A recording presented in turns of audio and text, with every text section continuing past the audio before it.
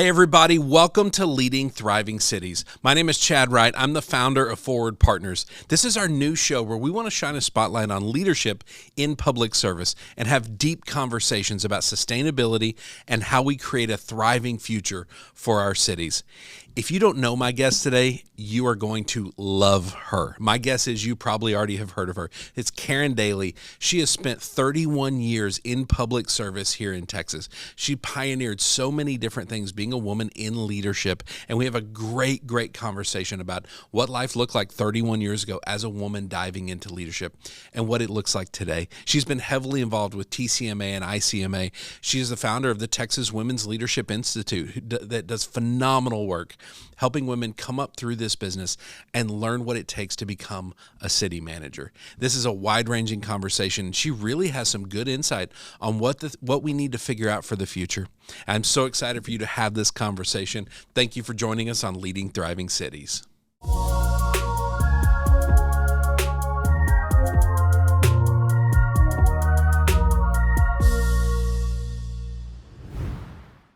Part of why we're doing this show in the first place is to have conversations about city management. I think it is a really misunderstood field. Like, as I've gotten into it, it's fairly new to me just the last few years working with y'all. I'm learning a lot, and I think you're going to bring a very interesting perspective because you have spent a lot of years in this field, and even after you retired, very connected to this field, right? Yes. TCMA, ICMA, just deeply connected. And so I think your perspective on these questions we wrestle with is going to be really interesting. And the best part is that I don't have an employer or a stakeholder out there, so I can say exactly what I want. There are no council members that you're going to have to answer to later. Or future employers? No. Pretty great, right? I like that. Unfiltered. Because you're immediately leaving here and going on vacation out of the country. So you don't even have to be beholden to us. No. You're just like, I'm going to say it, drop the mic, and leave. Absolutely. Please don't drop the mic. John would cry. Yeah. All right, so let's dive into the first question. And I want people to more fully understand what you face as a city manager. And so if there was one thing you could help everybody understand about that role, what would it be? What would be most helpful for them to understand? It's funny. I think about like how I worked and what I did, and my daughters always would, when I went home, there was always perspective. You know, I was like the big stuff. You're the big shot. And then I come home and they're like, Mom, the dishwasher, or this or that. So yeah, completely humbled every time. So I loved that fact. But when people asked them what I did, they would say she goes to meetings, and so I was always going to meetings, and they weren't wrong. That's true. But, a lot of meetings. When you describe it, that's not the way to describe it, from that perspective. And it does involve a lot of meetings. I have other friends that think I was the mayor, and I kept saying, no, I am not the mayor. I am not elected. I am the appointed manager. And I am professional. And I run the city. And they're like, well, that's what the mayor does. And you're like, no, that's not what the mayor does, So there was there's always been that whole cross confusion that happens. But I like to describe it as we're in for the long game. We're not here for the next election. We're actually here to make sure that this community is thriving in the future. And so we are the paid professionals that are the long game. Yeah. And other times I describe myself as a nicely paid migrant worker because you move so often. Yeah, which is not wrong either. So all those descriptions are kind of all the same. I love what you're talking about with the long range perspective, right? Because you have an elected council who is usually about what do I need to do to get elected again? Or here's the one thing that I ran because I'm pissed off about this thing and I'm going to get this changed and then I'm out, right? Yeah. There is no, how are we going to pay our bills in 20 years? Right. They're not as focused. Now, there are some probably long-range council members that focus on it, but for the most part, there is a very short range. Right. Even somebody has to think about the long term. We need more green space. Let's reserve some space. They're like, no, we could put tax dollars on that. Well, no, but residents want green space. They want to feel connected, walkable, all those things. So let's plan that. And we are the protectors of those long-range plans. Yes. That's interesting. So how hard is it wrestling through your career with different councils and different staffs even, because even they have different perspectives, right?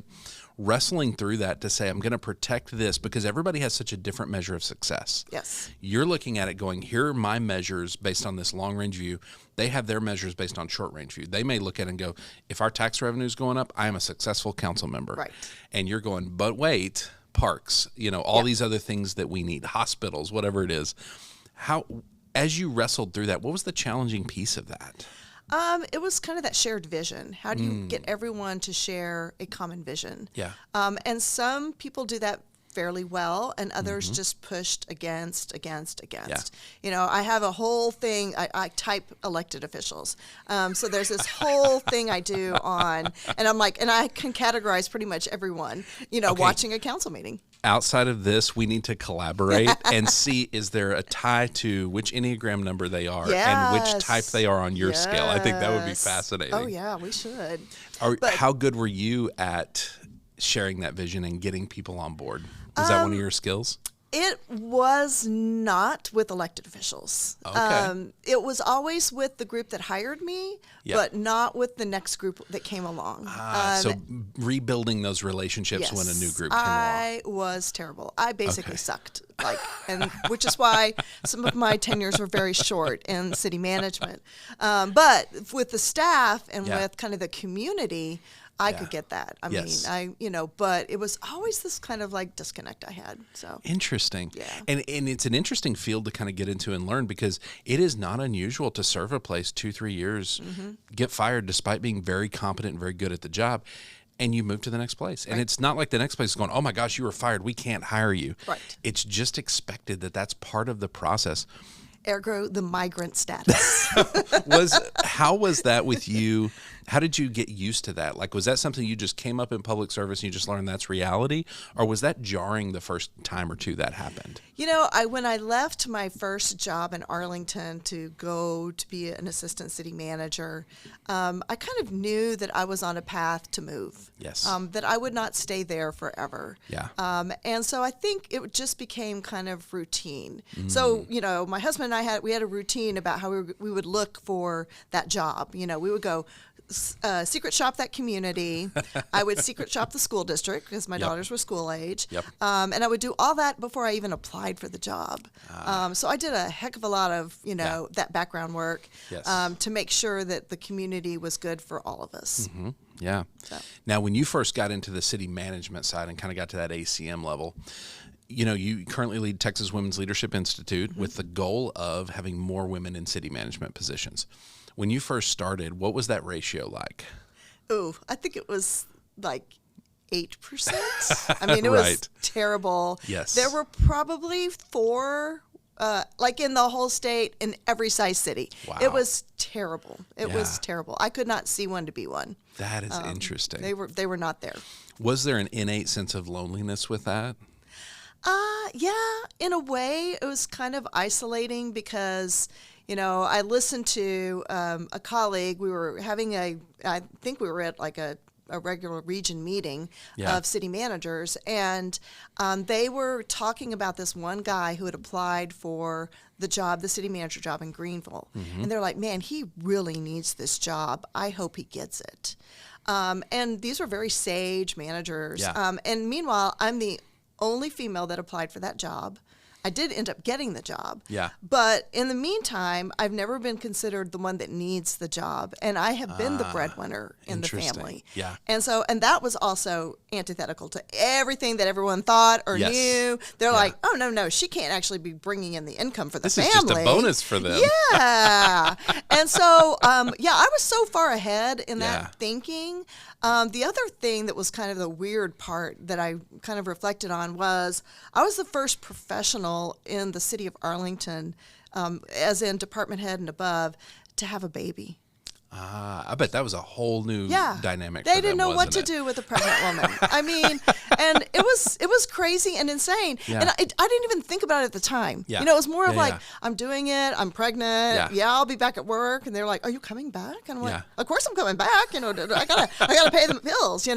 But the idea that that someone was doing that, and it didn't dawn on me till much later that. Holy shit, I was the first one to do that. I love that. So it has been kind of weird to think, there's no one else doing this, and I would try to find women like, when you had a baby, how did that work? Yes. And things like that. So there weren't even the basic policies in place for what does that look like in terms of time FMLA. off. Yeah, that didn't exist. Yeah, you took some sick leave if you're lucky. It was so funny when FMLA, when we started having kids, it wasn't really even a thing. Yeah. And so the idea when I started getting into city management and working with people, and they're going, I'm going to be out for so many weeks for FMLA. I'm like, what is FMLA? Like when we had kids, my wife had the baby, and the next day I was back at work. There was no time off these weeks and weeks you could be with your family and support. It's crazy how that has changed. Yeah, it is. You and I had an experience a few days ago. You were kind enough to let me facilitate the first session for the Texas Women's Leadership Institute, the Sequoia class. Yeah. And we had such great conversations because there were a few people in there that had careers, decades, and they faced some of these same things. And they told stories of some of the really tough things they faced, being some of the first women in those departments. Yeah. And to watch the younger generation watch that and see that was really, really fascinating. They have no idea how much it's changed. Like to them, this is just normal. Yeah. Y'all had to fight for every piece of this. Right. In that, how I'm curious through like Texas Women's Leadership Institute and all the different things you do, how much do you talk about that? How much do you dive into how far things have come? I don't usually spend a lot of time doing it, and I think part of that is, my realization of, oh, wow, we really have come a long way. Yes. So I think since I stopped working, I've been able to be a lot more reflective on the experiences and what I was doing and what I was dealing with. Yeah. Because we had a discussion about pantyhose, because and all the young ones are looking, going, pantyhose, and we said, it was in the dress code, and they're like, in the dress code? Someone can force you to do this? Oh my gosh. And we're like, well, of course, but we wore pantyhose. That's what we did. That's just what you did. Yeah. You also smoked in the office. So, we don't do that anymore either. But things have changed in somewhat positive ways. Yeah. Depending on the day. Some days you need a cigarette in the office. Right.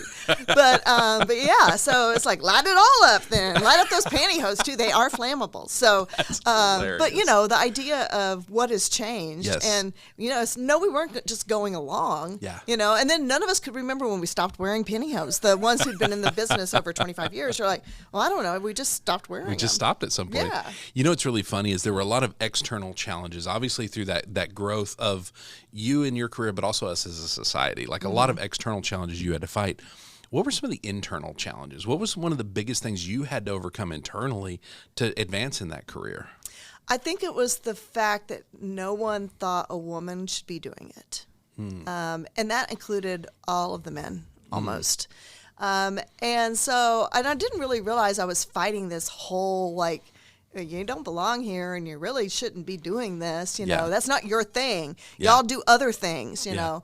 And so the idea that I was sitting there in that space, kind of doing that, it didn't even dawn on me at the time. It was just like, heck yeah, I'm going to do it, because I'm naturally challenged things anyway. Yeah. So that was just going to be another piece of, I get this. I understand engineering. I understand the finance concepts. I'm just going to do it, And so that was kind of the piece, I think, that really, I didn't really think that I was like, kind of like threading this needle that was so minute, and the opportunities were so rare. There's a strong sense of certainty I'm hearing from you, but did you always feel that internally, that I'm the Blues Brothers, I'm on a mission from on high? Did you always feel that internally? Yeah, okay. I think when I pivoted, I have a master's in social work administration, so I was going to run a nonprofit, and then I discovered cities, and I went, oh, this is a lot better, and it pays a hell of a lot more. So I'm doing it. I'm going to go be a city manager, and I'm going to run the city. Yeah. So that was kind of my thing. And once I did that and pivoted and got that second master's, I was all in. Where did you start your public service career? I was actually at the North Central Texas COG. Okay. And back then...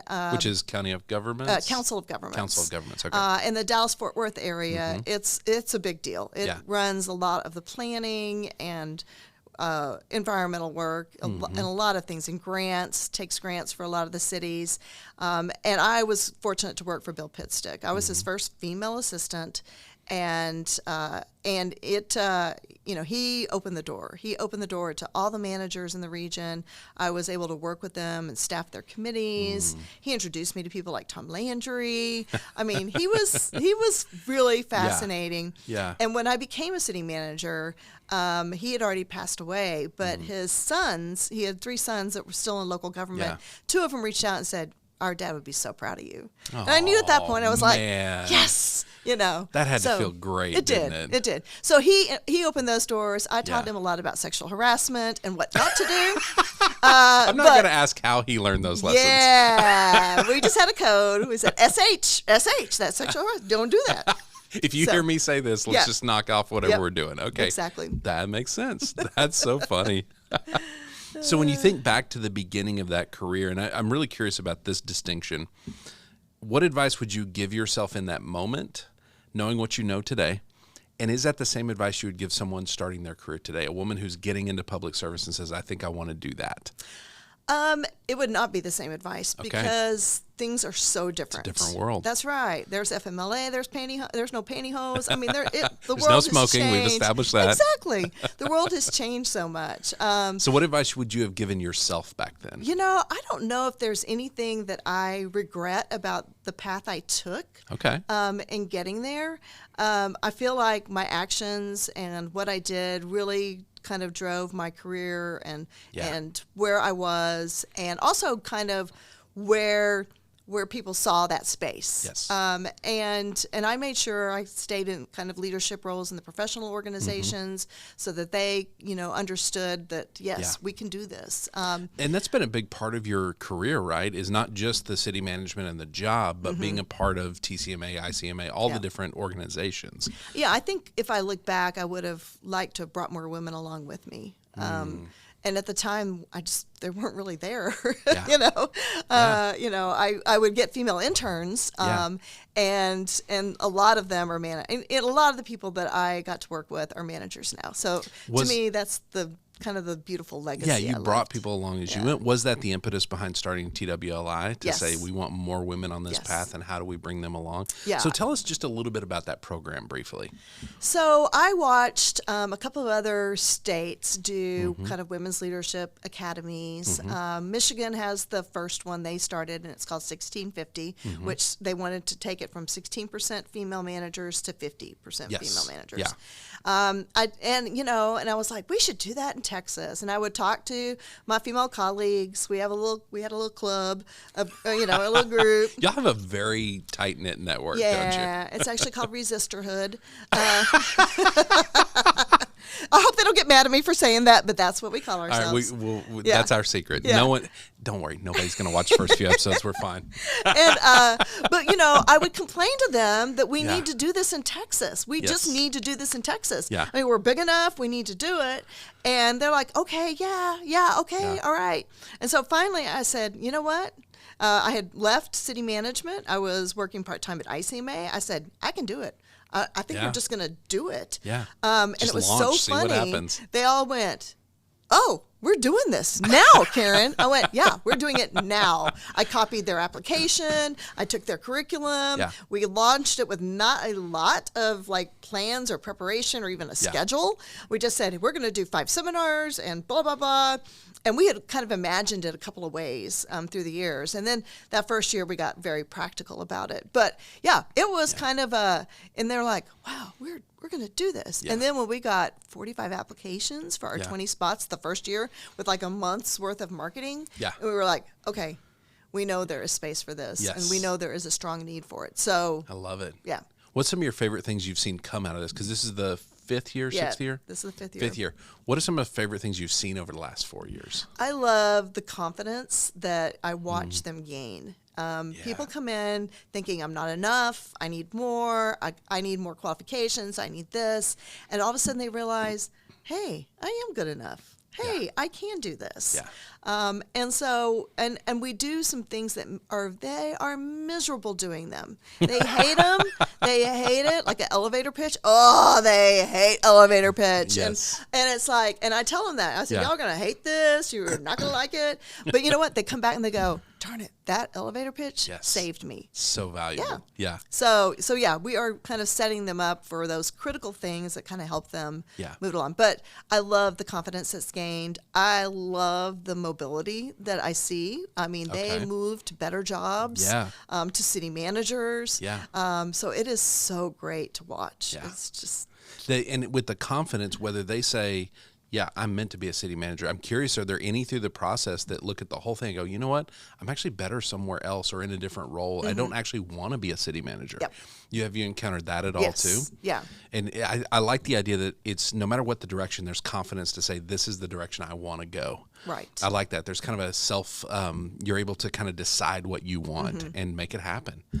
Some are there because they're they know they want to move up, but they don't know what that looks like. Yes. And everybody wants a path. Yeah. I'm like, oh, no. The path's go like this. It's like spaghetti, right? Oh, man, it's terrible. So it's like, no, there's not a way to go. You know, you can do it a lot of different ways. But I think the one part that they really kind of like find is their own kind of voice and their own piece of what they can contribute. And then the timing might not be right, and I'm very patient with them. I'm like, because no one who's in this program is ready to launch into city management.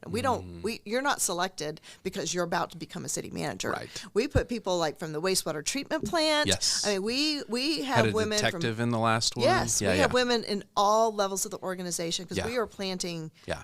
We're in the long game, Chad. Yes. We are planning it for the future. Yeah, I love it. Well, and one of the things we talk about a lot with this long game, I'm kind of the same way. I'm a decades-long thinker. Right. I'm less interested in today than I am 40 years from now. Yeah. And so part of what we're betting everything we're doing on is that in order for a city to thrive, the staff has to thrive. Yes. I don't know that cities are historically good at that. No. Some are better than others, but there's a lot of intentional work that has to be done to make that happen. You've been in a lot of places. You've seen and led a lot of different people in that time. What is the one thing we need to really rethink to say, in order for our people to thrive, we've got to change this? Okay, I don't have one. I have a couple. We'll take them. Let's go. The first is, and my dear friend who's an HR director is going to kill me, but the HR process, the recruitment process, the hiring process. It is so long, archaic, and the inability for any organization to look like they really want to have someone work for them is inconceivable the way we have it structured now. Yes. We have this whole level, like, long piece, and we have got to be able, cities have got to be able to hire talent quickly. Not in 2 months, because they're going to go somewhere else. Yes. And so it has got to be faster. This is a theme that keeps coming up is Jim Collins in Good to Great says the most important thing is the right people in the right seats. And when your systems prevent the right people from saying yes, that's a real problem. It is. It is. What do HR departments how are they going to get there? They're going to have to get blown up. I mean, completely blown up. Yeah. And it's because we try to match everything to like civil service to kind of this, the local government union kind of thing. And we've got to stop doing that. Yes. I mean, we've got to leave them like the public safety civil service in a blob over here and just go, forget them. They're going to stay archaic and paramilitary, and we need to push this group through. Yes. And it needs to look very nimble and very flexible. Because in the business world, if me as the owner of a company, if I'm out at a networking event, I run into a person and go, oh my gosh, they would be phenomenal for our next hire. We're a couple meetings away from hiring them. We don't have to go through this crazy process. And you want some sort of process. So it's not the good old boy system, but not so dense of a process that it's impossible to navigate. Yes. That's an interesting one. Okay. So in one of my cities, I went through the process to be hired as a dispatcher. Yeah. So I went through all of their assessments. Yeah. And I you did would have that been a great dispatcher, by the way. Well, no, because I don't sit for long periods of time very well. So no, it would have been and there would be complaints because everything's recorded. So I don't really think that would be my skill set. I love dispatchers though. I mean, they are awesome sauce. So that's like the best thing ever. But so I went through every test that they did, and it was really kind of, at the time, I was thinking, oh yeah, I got this, I nailed it, and I took like the firefighter. I mean, I tried a lot of the assessments because employees would complain about them. I'm like, well, I'm going to try it and see what it's like. But they were right. I mean, I could nail it and I could answer and I could like get the, but it was like, okay, but what you're missing is that connection that someone needs, and that connection to all those police officers who on purpose mumble in their microphones all day. I do not understand this. They do it on purpose. Every ride out I've ever done, you'll hear them mumbling on the radio, and the officer will mumble back. And every single time I go, would it be helpful if y'all didn't mumble? And they're like, yeah, it really would. Yeah. So why don't we stop mumbling? I don't know. It's just what we do. Yeah. And I'm like, what? Why? And if they know a certain dispatcher is calling, they mumble on purpose. I mean, they're mean that way. The funny part is they start to understand the mumbles, and that's what I do not get is how they do that. It's crazy. Well, I think it's so that they can't get the tape recording. It's like their own code. Yes, there's a little protection there. Okay. But I also found that we were hiring dispatchers from very unusual places. Interesting. Like one of our supervisors was at Walmart. Yeah. And the checker was fantastic. Yes. Great people skills, like multitasking, pulling everything. She goes, you'd make a really good dispatcher. Here's my card. Will you come apply? Yeah. And it's like, so I love that idea. We have to like look at those transferable skills that are naturally in other people and like get them in instead of spending money on the training. Let's figure out how we keep them. That's a really interesting idea because one of the things that I wrestle with a lot when we do work with law enforcement is dispatchers. Yeah. They're often the way underpaid versus the trauma of that job, right? Mm-hmm. So in my mind, they're usually rated about like, hey, if you're taking payments for the utilities, here's that level, and here's dispatchers right there with them. Yeah. And then here's cops up here in terms of what they get paid, but also what they go through. The dispatchers actually go through some of the same traumas the cops do, but they're not compensated in the same way. No, and they're on shifts. Yes. And they're called in. It's such a hard job. And what I run into is they struggle to hire because there's this limited pool of people that know how to dispatch, right? Right. But, I've never had a single conversation with one of them go, hey, who do you know that is not a dispatcher that would make a great one? They just have the temperament, they got the personality. Right. I like that idea of being flexible with where we look, not just the limited pool we have, but all of humanity. Right. That is so interesting. Yeah. So what else? You said you had a couple things. Oh, darn it. No, I've already forgotten a couple of them. We're talking about the idea of what do we need to rethink entirely? It's the flex remote. Is the other piece. I think that continues to hold a lot of cities back. Yeah.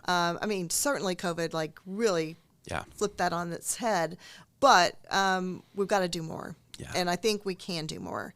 And along with that, the last part of my thing is kind of core hours. We've always had this like 9 to 5, 8 to 5 expectation. I don't think the residents have that. I don't think the residents would mind if it was different, as long as it's communicated, understood, and everyone gets it. And people are so scared to change that. What does different look like in your mind? A lot of cities do Friday, half Fridays or no Friday. Yeah. And that seems to work. A lot of people don't want that. And the city doesn't collapse. Right. They used to say it was for the benefit of the employees so they could do doctor's appointments. Well, doctors don't do Fridays either. No, they're off or by dentists. Friday afternoon. Nobody does it, So you're like, well, that's not going to help. But it would help the employees with everything else that they're doing. Yeah. But I think the other part of that challenge is going to be how do you keep a culture? Yeah. And how do you keep your employees engaged if they are remote or flexed all the time? Yeah. I think that's the interesting thing as a society we've been wrestling through. We've been doing it badly. Mm-hmm. It was interesting. I just saw a post by Adam Grant today. He's an organizational psychologist, and he said there's a study just came out of the last few years, and what they're finding is when you force people back to the office, they're actually less productive, and the profits actually go down in the organization. And so there's a middle ground we need to find, because in-person collaboration, we talk all the time about our rhythms, and when we get off, this has been a weird month where I've either been sick or traveling the whole month. Right. And so my team and I, we worked together yesterday on the 22nd for the second time this year, and we have felt it. It has been weird. We've been productive, but it has not been that connection and that collaboration. And so we need a middle ground, and it's finding that. And with cities, it's even harder. Like with us, we can just decide we want to do something different. Right. With a city, it's like, okay, how do we put the policies in place and communicate this? And I think we've done it in a lot of ways. We've tried some things and learned some things, but done it kind of badly. Mm-hmm. But there needs to be some intentionality behind it. Yep. That's Yeah. going to be an interesting one to tackle, because on the other side of it, we're trying to retain employees. Right. And you got some companies going, hey, you can just be fully remote. You can spend time with your kids, and as long as you're getting your work done, we're fine. And I don't know if that's necessarily the way to go, but that's what people are looking at. And they're going, oh, and that pays a little bit more money? Why wouldn't I go do that? And I don't have to commute, and I don't have to. Yes. So, yeah, and that's a big challenge. And I think that's going to be very important to wrestle, resolve in order to make sure that the employees in your workforce are thriving so that your city thrives. Yeah, I love this. That's amazing. Yeah. Well, thank you for this conversation. So you are now officially retired. I was already retired. You weren't retired. You work harder than any retired person I've ever met in my life. I was retired. I was just working part-time, and now I'm just doing a little bit of part-time. Just for fun. Yeah. Well, because it's my passion. I feel like I was lucky to kind of forge that way through the local government leadership as a female, and I just don't want to see anyone else doing it alone. Yeah. And so that's where my passion lies, and that's where I'm going to kind of continue to put some energy. I love it, because as much as you were done forging that path, you're not done forging the future. No. And these women, I saw, as I watch and I see how they look at you and your stories and your path, and there's something special there that you bring to the table that nobody else does. Well, I don't want to scare them off, but in the iconic philosopher Taylor Swift, because I know how much you like pop culture, Chad, wondering if I'd get there quicker if I was a man is a huge part of what I continue to kind of think about. But I think that's what I want to make sure that other women don't have to wonder about. I love that. That's incredible. Thank you for this conversation. Thank you. I'm excited to keep connecting with you and going on this journey. Absolutely. Thank you for joining us for Leading Thriving Cities. You might also like our other podcast, The Leader Lab. You can find it on all the major podcast platforms and on YouTube. Just search for The Leader Lab. Each episode is under 10 minutes. It's just a quick thought to help you level up your leadership. You'll also find all the other leadership content we are putting out on Facebook, Instagram, and LinkedIn. Just search for @ForwardPartner.